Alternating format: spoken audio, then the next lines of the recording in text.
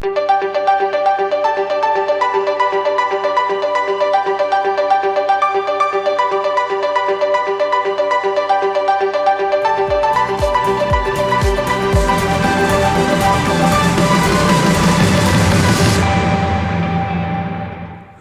All students, good morning everybody. जैसा कि आप जानते हैं, मैं R K Thakur, full name Rakesh Kumar Thakur, nick name Thakur sir, पिछले के क्लासों में आप सभी स्टूडेंट्स के लिए एक वीडियो अपलोड किया था इलेक्ट्रोकेमिस्ट्री, जो कि केमिस्ट्री का एक इम्पॉर्टेंट पार्ट है। अगर आप को पिछले के लेक्चर में किसी भी तरह की कोई परेशानी हो तो आप निश्चित रूप से कमेंट बॉक्स में लिखें। कमेंट बॉक्स में लिखना ना भूलें, ताकि उस कमेंट बॉक्स को देखकर हम प्रॉब्लम सॉल्व करने का प्रयास करेंगे। अगर पिछले के वीडियो में जो लेक्चर मैंने अपलोड किया था, अगर वो आपको थोड़ा भी पसंद आया हो तो आप निश्चित रूप से शेयर करें, आप निश्चित रूप से लाइक करें, निश्चित रूप से कमेंट करें। तो आइए, आप सभी स्टूडेंट्स का मैं मोस्ट वेलकम करता हूं और आप अपना कलम कॉपी लेकर स्टार्ट हो जाइए। मैं पीछे के टॉपिक को एक बार क्विकली रिवाइज कर देता हूं।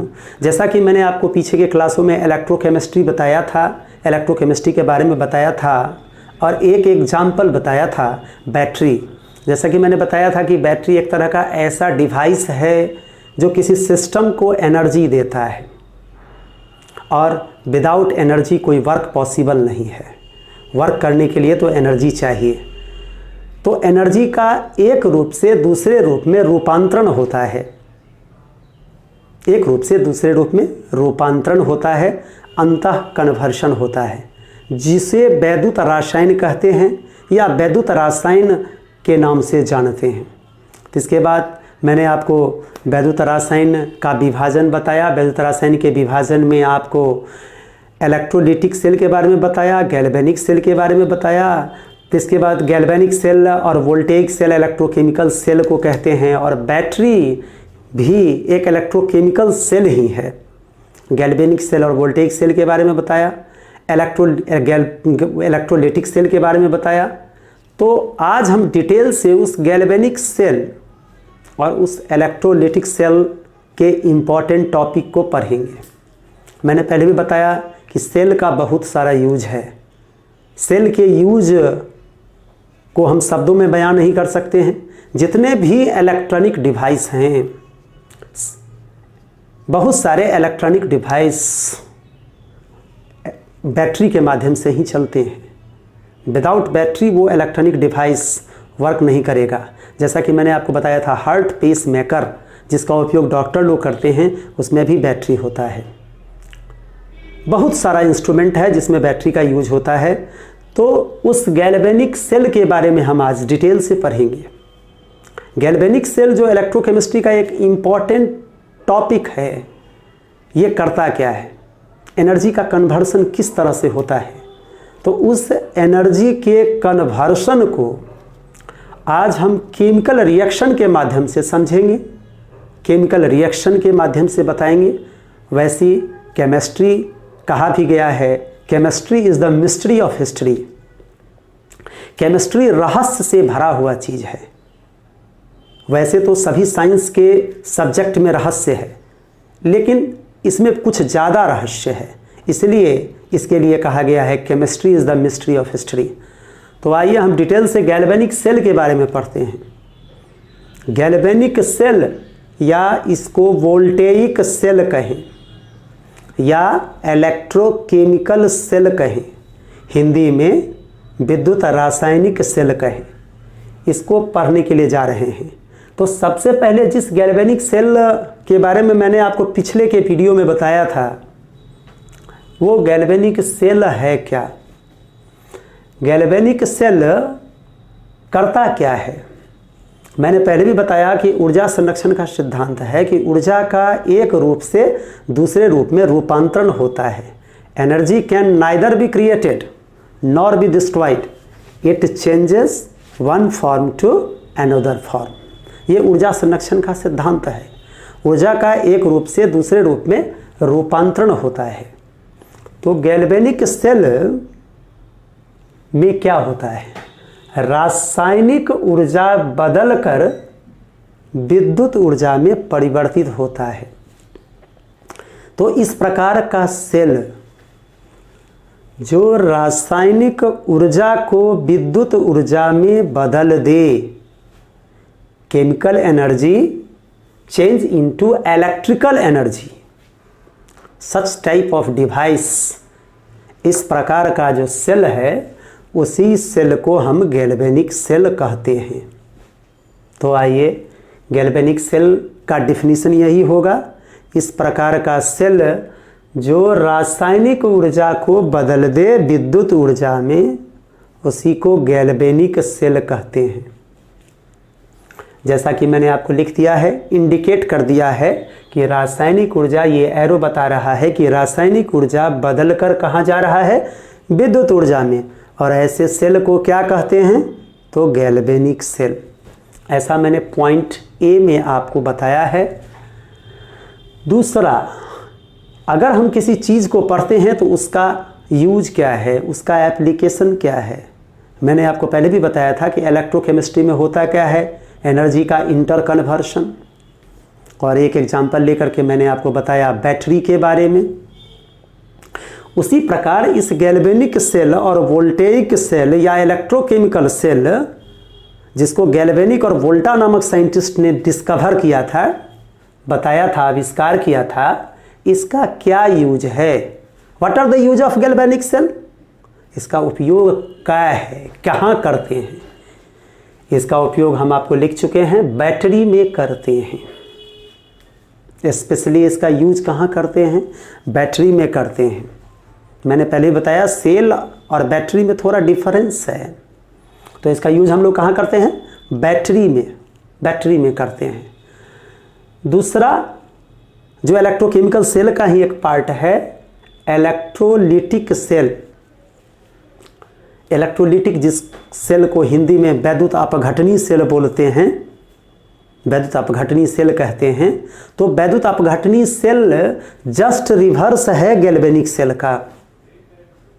जैसे डे का अपोजिट नाइट होता है, नाइट का अपोजिट डे होता है, ठीक उसी प्रकार galvanic cell is just reverse of electrochemical cell and electrochemical cell is just reverse of galvanic cell.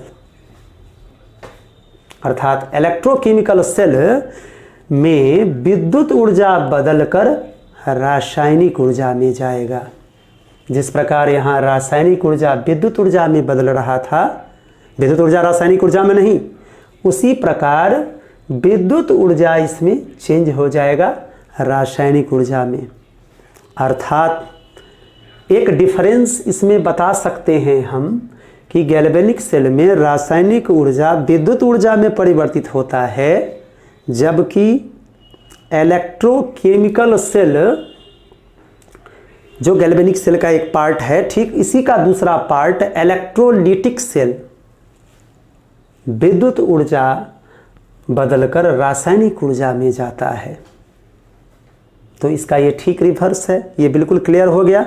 ऊपर के पॉइंट ए को अगर हम कंपेयर करें, तुलना करें, तो बिल्कुल क्लियर हो गया कि रासायनिक ऊर्जा विद्युत ऊर्जा में, जबकि इसमें विद्युत ऊर्जा रासायनिक ऊर्जा में परिवर्तित होता है।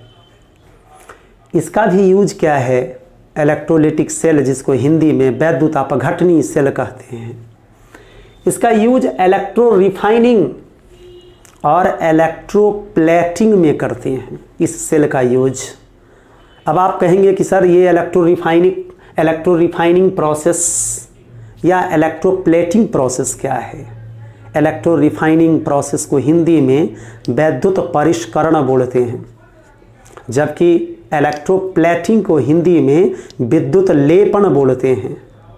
इस टॉपिक को स्पेशली इलेक्ट्रो रिफाइनिंग प्रोसेस और इलेक्ट्रोप्लेटिंग प्रोसेस को आप डिटेल से अगली की कक्षा बीएससी वगैरह में पढ़ेंगे। यहाँ पर स्पेशली आपको गैल्वेनिक सेल के बारे में पढ़ना है, इसलिए हम आपको इसमें गैल्वेनिक सेल के बारे में बता रहे हैं। वैसे तो गैल्वेनिक सेल और इलेक्ट्रोलिटिक सेल में हम आपको अंतर भी बता सकते हैं।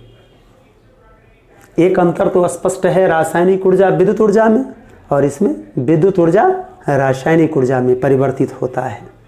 दूसरा भी अंतर है, लेकिन डिटेल से हम यहाँ अंतर का चर्चा नहीं करेंगे, आपको डिफरेंस नहीं बताएंगे, क्योंकि आपको 12 के दृष्टिकोण से 12 पॉइंट ऑफ व्यू से एक इम्पॉर्टेंट टॉपिक है, जिस टॉपिक का नाम है गैल्वेनिक सेल या इलेक्ट्रोकेमिकल सेल या वोल्टेइक सेल। तो आइए let us study about galvanic cell. सबसे पहले किसी चीज़ को पढ़ने से पहले उसका कंस्ट्रक्शन जानते हैं, उसका पार्ट्स जानते हैं, तब हम उसके बारे में स्टडी करते हैं। जैसे अगर हमको बॉडी के बारे में जानना हो तो बॉडी का सारा पार्ट्स के बारे में जानेंगे, तब उस पार्ट्स का क्या वर्क है इसके बारे में भी हम जानेंगे। ठीक उसी प्रकार गैल्वेनिक सेल को समझने से पहले उसका कंस्ट्रक्शन समझेंगे, उसमें क्या क्या पार्ट्स है इसको समझेंगे, उसको किस तरह से तैयार किया गया है, उसको किस तरह से फ्रेमिंग किया गया है, इसको समझेंगे। तो आइए गैल्वेनिक सेल का कंस्ट्रक्शन का मतलब उसका रचना किस तरह से है ये बता रहे हैं। आप इस फिगर को भली भांति देख रहे होंगे। इस फिगर को, इसमें 2 पात्र रखा गया है, एक पात्र लेफ्ट के तरफ और एक पात्र राइट के तरफ। लेफ्ट जो पात्र है, पात्र का मतलब बर्तन होता है, अर्थात इंग्लिश में कंटेनर होता है, इसमें हमने एक रॉड डाला है। रॉड जो ROD रॉड लिखे हैं, ये रॉड Zn धातु का बना हुआ है, इट मीन्स जिंक धातु का बना हुआ है। और ठीक राइट साइड जो आप देख रहे होंगे इस वीडियो में, एक रॉड डाला गया है इस बर्तन में। इस बर्तन में Cu का मतलब होता है कॉपर, कॉपर का हिंदी होता है तांबा। तो Cu रॉड है जिसको हमने इस बर्तन में डाला है। अब आप कहेंगे ये रॉड वर्क क्या करता है? इस रॉड को हम इलेक्ट्रोड कहते हैं। इलेक्ट्रोड के बारे में हो सकता है हम आपको आगे की वीडियो में बताएंगे। इलेक्ट्रोड 2 तरह का होता है, एनोड, कैथोड। ये सभी टॉपिक्स को हम आगे पढ़ेंगे। सीधा समझिए कि ये रॉड है। ये रॉड कौन सा धातु का बना हुआ है? जिंक धातु का। उसी तरह से ये रॉड कौन सा धातु का बना हुआ है? कॉपर धातु का। जिस धातु का रॉड है इसमें उसी धातु का सलूशन लिया गया है। जैसे ZnSO4, इसका नाम है जिंक सल्फेट। ठीक उसी प्रकार CuSO4, इसका नाम है कॉपर सल्फेट। अब आप देख सकते हैं कि जिस धातु का रॉड है उसी धातु का सलूशन है। जैसे जिंक का रॉड है तो zinc SO4, ZnSO4, zinc sulphate, इसमें जिंक का ही रॉड सलूशन है, उसी धातु का सलूशन लिए हैं यहाँ। उसी प्रकार यहाँ कॉपर रॉड है, उसी तरह से कॉपर सल्फेट, कॉपर धातु का ही सलूशन लिया गया है। सल्फेट तो दोनों में कॉमन है, जो कि एक ऋणात्मक मूलक है, नेगेटिव रेडिकल है। जैसा कि आप जानते हैं धातु विद्युत धनात्मक होता है, तो इस जिंक पर प्लस आवेश होगा जब धातु धनात्मक होता है, और इस कॉपर पर भी प्लस आवेश होगा जब धातु धनात्मक होता है। तो जिस धातु का रॉड है उसी धातु का सलूशन है। इसी प्रकार इसमें जिस धातु का रॉड है उसी धातु का सलूशन है। अब इसको सेल से कनेक्ट कर दिया गया है और इलेक्ट्रिक वायर, विद्युत तार, इलेक्ट्रिक वायर विद्युत तार से कनेक्ट कर दिया गया है। तो और ये आप इस तरह का U टाइप ट्यूब, U जो हम लिखते हैं U के आकार का, इंग्लिश में जो लेटर लिखते हैं U के आकार का एक ट्यूब है जिसको हम लोग साल्ट ब्रिज के नाम से जानते हैं। आप देख रहे होंगे जिसको दोनों कंटेनर से कनेक्ट किया गया है। You type tube salt bridge. Hindi में इसको लवण सेतु के नाम से जानते हैं, हिंदी में लवण सेतु कहते हैं। तो आइए जितना पॉइंट्स को मैंने आपके सामने लेक्चर के रूप में बताया है उसी को मैंने आपके इस बोर्ड पर, ब्लैक बोर्ड पर लिख भी दिया है ताकि स्टूडेंट्स को किसी भी तरह का कोई परेशानी नहीं हो। यह सेल 100 छिद्र प्लेट के 2 भागों में बटा रहता है। इस सेल को आप देखें, ये 2 भागों में बटा हुआ है, 2 अलग अलग कंटेनर है। इस सभी में प्लेट जो लगा हुआ है उसमें छिद्रदार प्लेट है ताकि एक्वस सॉल्यूशन जो है जलीय विलयन वो उसमें प्रवेश कर सके। पॉइंट 2, 2 अलग अलग धातु के छड़ को 2 अलग अलग पात्र में रख दिया जाता है जिसमें उसी धातु का विलयन उपस्थित रहता है। 2 अलग अलग धातु का छड़ है जैसा कि Zn, जैसा कि कॉपर। इसमें 2 अलग अलग पात्र है, फर्स्ट कंटेनर और सेकंड कंटेनर उसी धातु का, अर्थात Zn रॉड है तो ZnSO4 मतलब Zn धातु का ही, और Cu रॉड है तो CuSO4 अर्थात Cu धातु का ही। विलयन, विलयन मतलब सॉल्यूशन है, सॉल्यूशन रिप्रेजेंट किया गया है, डॉट डॉट डॉट डॉट आप देख रहे हैं, रहता है, जो कि स्पष्ट फिगर में दिखाई पड़ रहा है। इन दोनों धातु के छड़ को विद्युत तार से, आप देखें विद्युत तार से इसको कनेक्ट किया गया है। सेल से आप देख रहे हैं, सेल एक निगेटिव पोल है और एक पॉजिटिव पोल है, सेल से जोड़ दिया जाता है। आप फिगर को भली भांति देख रहे हैं, जोड़ा हुआ है। इन दोनों धातु के छड़ को विद्युत तार से और सेल से जोड़ दिया जाता है जैसा कि आप फिगर में देख रहे हैं। तार से जोड़ने पर, और जैसे ही आप, जैसा कि आप जानते हैं, जब तार से कनेक्ट करेंगे, सेल से कनेक्ट करेंगे तो विद्युत धारा का प्रवाह होगा। विद्युत धारा का प्रवाह Zn से Cu की ओर होता है, अर्थात जैसा कि आप फिजिक्स में भी जानते होंगे विद्युत धारा का प्रवाह इलेक्ट्रॉन के कारण होता है।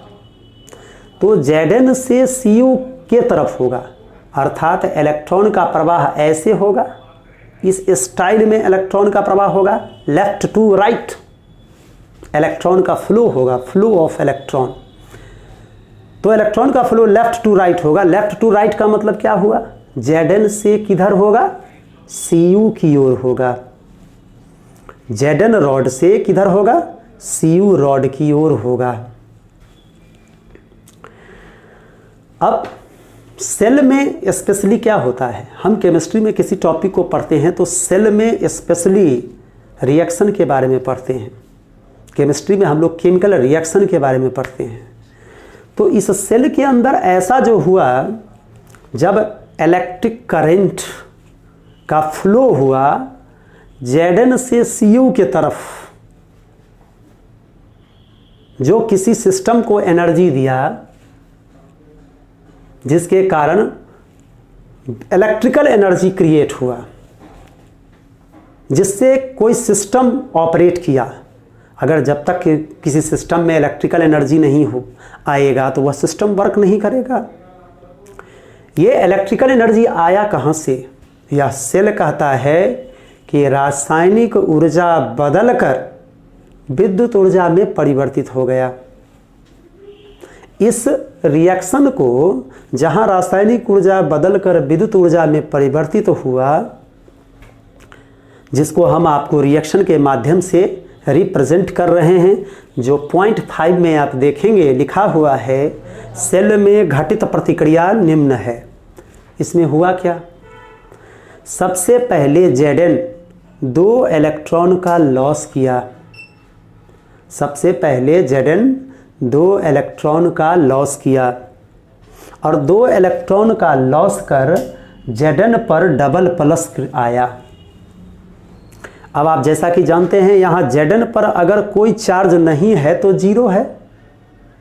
जिस किसी मेटल पर कोई चार्ज नहीं है, ऑक्सीकरण संख्या में हम पढ़े हैं कि अगर वह फ्री हो तो उस पर चार्ज हो, कुछ नहीं तो जीरो होता है। ये आप याद रखेंगे।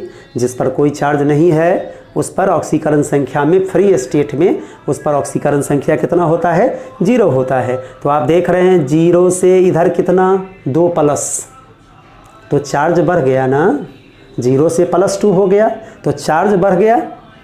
तो जब चार्ज बढ़ेगा तो उसको दाईं तरफ लिखते हैं, याद रखेंगे जब किसी मेटल का चार्ज बढ़ जाए तो उसको दाईं तरफ लिखते हैं। यहाँ मान लीजिए 0 है और 0 होता भी है, ऑक्सीकरण संख्या में ऑक्सीडेशन रिडक्शन ऑक्सीकरण अवकरण में हम पढ़े हैं।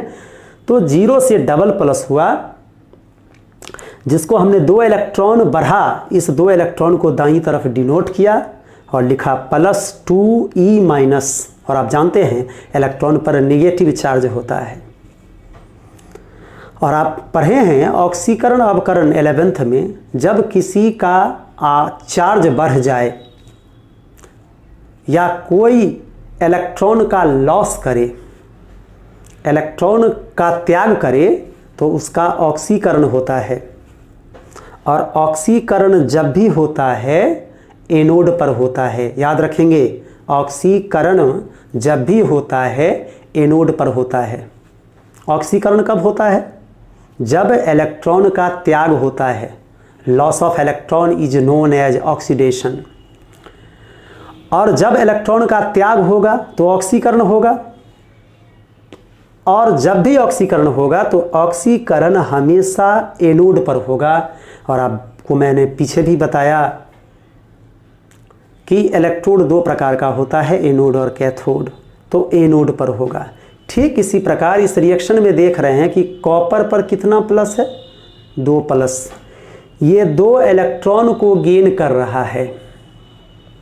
हमेशा याद रखिएगा जब लॉस लिखते हैं तो दाईं तरफ और गेन लिखते हैं तो बाईं तरफ। जब त्याग होता है तो दाईं तरफ दिखाते हैं, जब ग्रहण होता है तो बाईं तरफ दिखाते हैं। और Cu में ये बदल रहा है। आप इस रिएक्शन को देखिए, इस Cu पर कितना प्लस है, डबल प्लस है। इस Cu पर कुछ नहीं है तो क्या है, 0 है।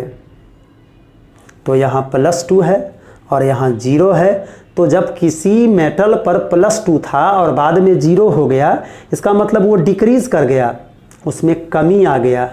और कमी किसके चलते आया, इलेक्ट्रॉन को गेन करने के बाद, इलेक्ट्रॉन को लेने के बाद। तो यहाँ अवकरण हुआ। ऐसे सिस्टम को हम अवकरण बोलते हैं।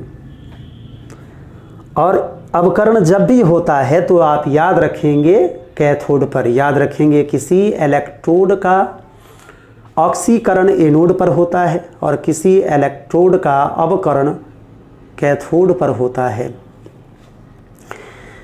अब आप देखेंगे ये 2 इलेक्ट्रॉन और ये 2 इलेक्ट्रॉन दोनों तरफ आप जानते हैं कि इसको काट सकते हैं, कैंसिल्ड आउट कर सकते हैं। इसलिए मैंने इस 2 इलेक्ट्रॉन और 2 इलेक्ट्रॉन को कैंसिल कर दिया है। तो लेफ़्ट वाले को लेफ़्ट तरफ लिख दिया और राइट वाले को राइट तरफ लिख दिया। बायां वाले टर्म्स को बाईं तरफ लिख दिया और दायां वाले टर्म्स को दाईं तरफ लिख दिया। आप देखेंगे Zn प्लस ये Cu पर डबल प्लस, और दायां तरफ जो रेस्ट बचा Zn पर डबल प्लस और Cu, Zn पर डबल प्लस Cu। अब आप इसको देख सकते हैं, यहाँ पर Zn कुछ नहीं है तो कितना है, मैंने बताया था आप जब कोई फ्री स्टेट में होता है, मुक्त अवस्था में, तो याद रखिएगा 0। तो यहाँ 0 है और यहाँ दाईं तरफ देखिए कितना है, +2। तो 0 से +2 का होना बढ़ गया, इसका मतलब ऑक्सीकरण हुआ। और यहाँ देखेंगे, और मैंने बताया था ऑक्सीकरण कहाँ पर होता है, एनोड पर। अब इस Cu पर ध्यान देंगे, Cu पर कौन डबल प्लस है, तो जब Cu पर डबल प्लस है तो यहाँ क्या हुआ, Cu। अब यहाँ +2 है और यहाँ क्या हो गया, 0। तो +2 से 0 का होना, इसका मतलब डिक्रीज कर गया, कम गया। तो कम गया तो क्या हुआ, अवकरण। और इस सेल में जब इसके अंदर रासायनिक ऊर्जा हुआ और रासायनिक ऊर्जा कन्वर्ट होकर विद्युत ऊर्जा में कन्वर्ट हुआ और तब वह किसी सिस्टम को एनर्जी प्रोवाइड किया, तो इस पूरे सेल में हुआ क्या, रेडॉक्स प्रतिक्रिया। रेडॉक्स प्रतिक्रिया शब्द का अर्थ है कि ऑक्सीकरण अर्ध प्रतिक्रिया और अवकरण अर्ध प्रतिक्रिया जो साथ साथ घटित होता है, ऐसे को ही रेडॉक्स प्रतिक्रिया कहते हैं। आप 11th में भी पढ़े होंगे ऑक्सीकरण अवकरण चैप्टर में।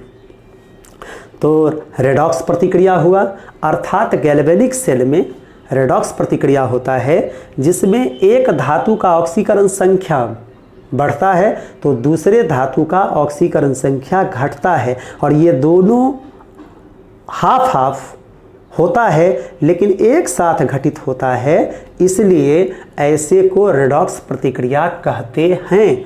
ये टॉपिक गैल्वेनिक सेल में था। अगर आपको ये वीडियो पसंद आया हो तो इसे निश्चित रूप से लाइक कीजिएगा, शेयर कीजिएगा, कमेंट कीजिएगा। अगर आप मेरे पूरे लेक्चर में आपको किसी भी प्रकार का कोई परेशानी हो, आपको समझ में ना आया हो, तो आप निश्चित रूप से कमेंट बॉक्स में लिखिएगा। आप सभी स्टूडेंट्स को मैं इस वीडियो देखने के लिए धन्यवाद देता हूं, अपनी वाणी को विराम देता हूं। थैंक्स। नेक्स्ट वीडियो में मैं नेक्स्ट वीडियो फिर अपलोड करूंगा जिसमें किसी गैल्वेनिक सेल का रिप्रेजेंटेशन कैसे करते हैं। आपने कंस्ट्रक्शन के बारे में तो पढ़ लिया, आपने वर्किंग के बारे में तो पढ़ लिया, ये कैसे कंस्ट्रक्ट है, ये किस तरह से वर्क करता है। अब इसका रिप्रेजेंटेशन, निरूपण कैसे होता है। हम किसी पॉइंट्स को लिख देंगे तो हम कैसे समझेंगे कि ये जो पॉइंट्स लिखा हुआ है ये गैल्वेनिक सेल का रिप्रेजेंटेशन है, निरूपण है। इसको कैसे समझेंगे, इसको समझने के लिए हमारा फंडा क्या होगा, इसको किस प्रकार इंडिकेट करेंगे। और अगले के वीडियो में मैं आपको बताऊंगा गैल्वेनिक सेल का रिप्रेजेंटेशन, और नेक्स्ट टॉपिक में मैं आपको इलेक्ट्रोलाइटिक सेल वगैरह के बारे में हल्का बताऊंगा। फिर नेक्स्ट टॉपिक को हम इसी तरह से पढ़ते रहेंगे। मैंने आपको पहले भी कहा है कि मेरे वीडियो में को आप लाइक ज़रूर कीजिए, शेयर ज़रूर कीजिए, सब्सक्राइब ज़रूर कीजिए अगर आपको ये वीडियो अच्छा लगा हो तो। अगर आपको किसी भी प्रकार का प्रॉब्लम हो तो कमेंट ज़रूर कीजिए। नेक्स्ट वीडियो में मैंने आपको बताया है गैल्वेनिक सेल का रिप्रेजेंटेशन मैं पढ़ाऊँगा।